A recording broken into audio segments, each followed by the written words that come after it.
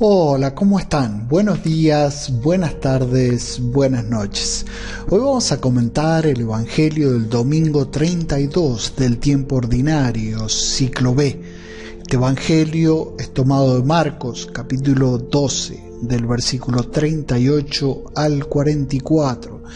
Y aquí Jesús explica, la falsedad, la hipocresía de los escribas que buscaban el beneficio propio, y después lo pone o lo contrapone con la actitud de una viuda que entrega totalmente todo lo que tenía para el servicio de Dios, totalmente contrario a los escribas. Por eso sigue Jesús enseñándonos a la entrega total a Dios, porque Él nos va a dar todo lo que necesitamos. El Evangelio dice así: decía también en su instrucción Jesús: guárdense de los escribas que gustan pasear con amplio ropaje, ser saludados en las plazas, ocupar los primeros asientos en la sinagoga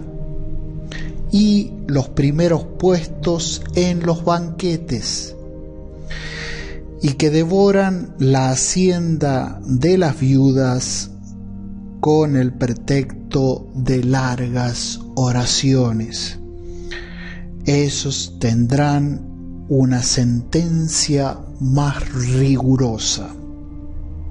Jesús se sentó frente al arca del tesoro y miraba cómo echaba la gente monedas en el arca del tesoro.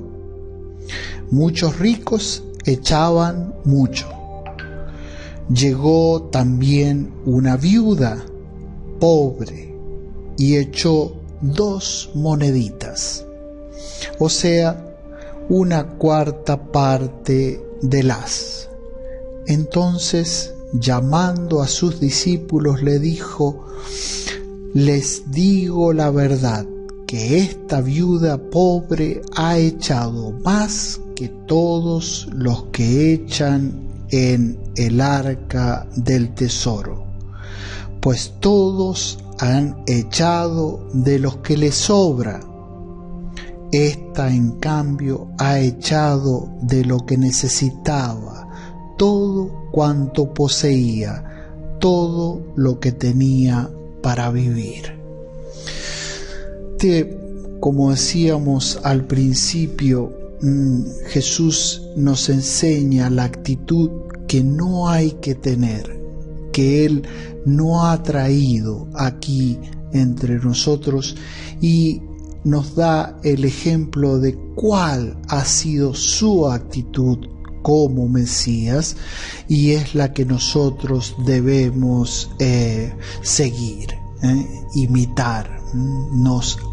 Como habíamos dicho en Juan, en el Evangelio de Juan, ha venido para darnos un ejemplo, y el ejemplo que nos da es el de la viuda, pero si lo comparamos con su ejemplo, con entregar su vida, es el mismo. Vamos directamente a explicar un poquito más de lo que hemos leído en el Evangelio y hemos explicado al principio. Estos escribas, lo que se espera de un escriba es, como se dedicaban pura y exclusivamente al estudio, a las letras, era la sabiduría. Eso. Y particularmente lo que ellos al ver un Mesías esperaban, y al comparar el Mesías con el hijo de David, lo relacionaban directamente con el poder. ¿Por qué? Porque David era rey en esta tierra, y lo veían a David no como un enviado de Dios, sino del punto de vista del poder. Sí, también aceptaban el tema del envío de Dios, pero ese envío de Dios es para dominar. Dominar. Entonces, ellos, al escuchar que hay un Mesías, hijo de David, acuérdense que Marcos escribe este evangelio cerca del 44, 45 después de Cristo. Entonces quizás algunos escribas ya se habían convertido al cristianismo y había que iluminarlos con una verdadera enseñanza, y otros se han convertido pero continuaban como falsos maestros. Entonces tenemos escribas que pueden haber estado dentro de la comunidad y escribas que estaban fuera de la comunidad, que pertenecían al Sanedrín, junto con los ancianos y con los fariseos. Entonces estos escribas de los que va a hablar Jesús en este evangelio, ¿sí?, son el mal ejemplo. Entonces, fíjense que empieza en el versículo 38 con las siguientes palabras. Decía también en su instrucción, refiriéndose a Jesús, dice: guárdense de los escribas. Guárdense de los escribas. En griego, ¿sí?, lo leemos acá, es muy claro, dice blepete apo. Blepete viene del verbo blepo. El verbo blepo es ver, pero tiene esta digamos, es seguido blepo por apo, ¿sí?, esta preposición que si lo ponemos literalmente es ver de, porque apo en este caso es de. Juntos los dos tienen el significado en español de cuídense o guárdense o tengan cuidado de. No es vean a los escribas, no, es tengan cuidado de, cuídense de. En definitiva, no sigan el ejemplo de quién, de los escribas, que gustan primero, fíjense, son varias cosas. Primero, que gustan pasear con amplio ropaje. ¿Por qué? Este amplio ropaje, stolais, es para diferenciarse de los demás, y al diferenciarse de los demás se creían más poderosos, más sabios, pero desde el punto de vista externo, ¿no?, que los demás. Entonces eran vistos como alguien superior, y ahí viene el poder, fíjense, ahí viene el poder. Entonces se paseaban con esos largos vestimentos, stolais en griego, y bueno, para ser reconocidos, y para que, pues, como ellos eran inseguros interiormente, de algún modo tenían que buscar cierta seguridad, y entonces lo buscaban en las ropas. Así la gente los reconocía, no en lo que decían, sino en lo que dejaban ver. Fíjese la hipocresía. Esa palabra es lo que resume a estas personas hipócritas, ¿no? Seguimos, fíjense, entonces, ser saludados en las plazas, pasearse en general y ser saludados en las plazas. En estas plazas también no eran como las plazas de ahora, sino, bueno, algunas sí, en algunos países hay donde se vende y se puede comprar todo tipo de cosas, puede ser cosas hechas a mano o también el tema de comidas y todo eso. Entonces había mucha gente. Y entonces se paseaban por las plazas para ser reconocidos.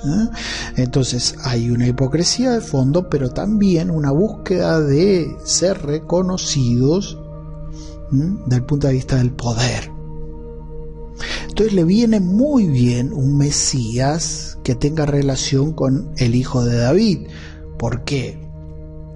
Porque ellos buscaban, si el Mesías iba a tener poder, va a buscar a los escribas, a los ancianos, a los fariseos para ponerlos arriba. Entonces, en ese sentido hay una búsqueda de poder. Vamos a profundizar un poquito más. Fíjense que en el versículo 39 dice: ocupar los primeros asientos en la sinagoga. O sea, de estar afuera, mostrarse afuera, vamos al templo, a lo que sería donde se leía la escritura, y ahí, como ellos supuestamente eran los sabios, se sentaban en los primeros asientos, ¿no? Otra vez, para mostrarse y para mostrar su poder.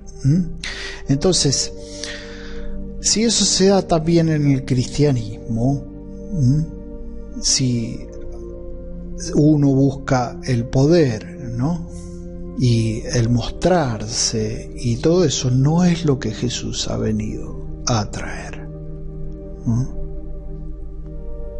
El buscar, digamos, mostrar a través exteriormente, ¿no?, que soy cristiano, ¿no?, con grandes cruces, o mostrando grandes vestimentas con la imagen de Jesús, o que algo que me identifique como cristiano, y busco mostrar eso, estoy no por el buen camino. Si busco reconocimiento, no estoy por el buen camino. Pero la cosa sigue profundizando Jesús. Los primeros asientos en la sinagoga y los primeros puestos en los banquetes, ¿no? Le gustaba la fiesta. Entonces ahí empieza una cosita más, no solamente buscando el poder, sino buscando la riqueza. O sea, sacar de los demás para beneficio propio. Esa es la otra cosa. Entonces, usando el poder como ser reconocidos, pero hay una segunda cosa, que es el hecho de abusar de los demás. Y acá queda mucho más claro en el versículo 40, dice: y que devoran la hacienda de las viudas con el pretexto de largas oraciones. Ahí está. Fíjense que pone el ejemplo de las viudas, ¿no? Y que devoran la hacienda de las viudas. O sea, no solamente se comen, van a comer a la casa de las viudas, sino que le sacan el dinero, las cosas, bajo pretexto de que ellos son los sabios y largas oraciones. Entonces hay una dominación sobre el pobre, totalmente contrario a lo que ha venido Jesús. Buscan poder, buscan los primeros asientos y buscan la dominación de los pobres. Fíjense que el poder que buscan no es militar, no es, o sea, el poder que muestran, ¿no?, tampoco económico, sino es una falsa religión. Muestran lo falso sagrado para beneficio propio. Y entonces, ¿cómo sacan ese beneficio propio? Que eso es gravísimo. Es aprovechándose de los más pobres. En este caso pone Jesús el ejemplo de la viuda, ¿no? Una persona que no tiene a su esposo, que vive sola. Vamos a ver el ejemplo de la viuda que es totalmente pobre porque pone 2 monedas. Entonces hacen totalmente lo contrario de lo que Jesús ha venido a hacer. Entonces, prestigio y dominación sobre el pobre. Que eso, digamos, en cuanto a cristianos, nosotros tenemos que hacer todo lo contrario. El cristianismo no nace para mostrarse, no, sino para entregarse, para que nos vean que podemos ayudar, que podemos escuchar. Ahí está la divinidad. Por eso es importantísimo leer las Escrituras y leerlas con el Espíritu Santo, ¿no? Para llegar a una interpretación de que Jesús ha venido a sanarnos y Jesús ha venido a ayudarnos y Jesús ha venido a entregarse. Ahí está, no a aprovecharse de nosotros. No aprovecharse de nosotros. Entonces ahí está el verdadero cristianismo, ¿no? Y ahí está la explicación de estos falsos escribas, ¿no? Vamos a la otra parte, la contraposición que hace Jesús. Entonces Jesús se sentó frente al arca del tesoro. Este arca del tesoro es un segundo arca. Este es del tesoro, donde la gente ponía una especie de diezmo, una especie de ofrecimiento, que era libre de acuerdo a lo que uno quería poner, ¿no? A lo que uno quería poner. Y entonces dice, Jesús se sentó frente al arca del tesoro y miraba cómo echaba la gente monedas en el arca del tesoro. Ahora viene la enseñanza. Estaba con los discípulos, ¿sí? Y estaban mirando cómo la gente ponía dinero en este segundo arca del tesoro. Muchos ricos echaban mucha cantidad de dinero. Llegó también una viuda pobre, ¿sí? Porque ahora le agregamos el hecho de que nosotros nos entregamos, y no necesariamente hay que entregarse porque soy rico, sino todo el mundo, porque puedo ser pobre y tengo en mi corazón un corazón de rico, egoísta, ¿no? Buscando el prestigio, no un corazón entregado, un corazón humilde, un corazón que busca la ayuda. Y entonces dice, muchos se entregan mucho. Llegó también una viuda pobre y echó 2 moneditas, o sea, una cuarta parte de las. Y entonces 2 moneditas. Mucha gente había echado mucho dinero, y hace la contraposición con esta viuda que echó poquito, comparado con los otros. Y llama a los discípulos, Jesús, fíjense. Entonces, llamando a los discípulos, les dice, les digo de verdad. O sea, siempre que Jesús habla con esto, va a enseñar algo que debe permanecer. Te digo de verdad. Y dice que esta viuda pobre, ¿sí?, ha echado más que todos los que echan en el arca del tesoro. Importantísimo. Ha echado más que todos los que echan en el arca del tesoro.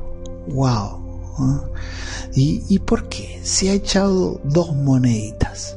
Y ahora viene el tema de la